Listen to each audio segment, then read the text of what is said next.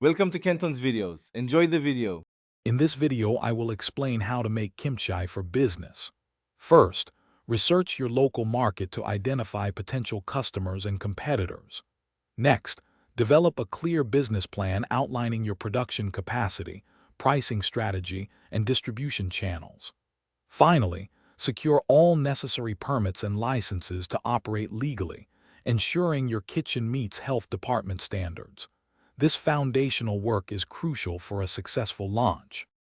For an easy method, begin by selecting crisp Napa cabbage and Korean radish. You'll need about 10 kilograms of cabbage for a good batch.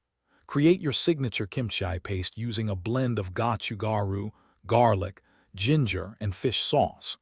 After thoroughly washing and quartering the cabbage, brine it in a 3% salt solution for 2 to 3 hours. This step is vital for texture and flavor development. After mixing your brined cabbage with the paste, pack it tightly into clean, airtight containers, leaving about 1 inch of head space. Allow the kimchi to ferment at room temperature, ideally between 18 and 22 degrees Celsius, for 2 to 3 days. Once fermented to your liking, transfer it to refrigeration. Proper storage at 0 to 4 degrees Celsius extends shelf life significantly. To grow your business, focus on effective marketing. Utilize social media platforms to showcase your delicious kimchi and engage with potential customers.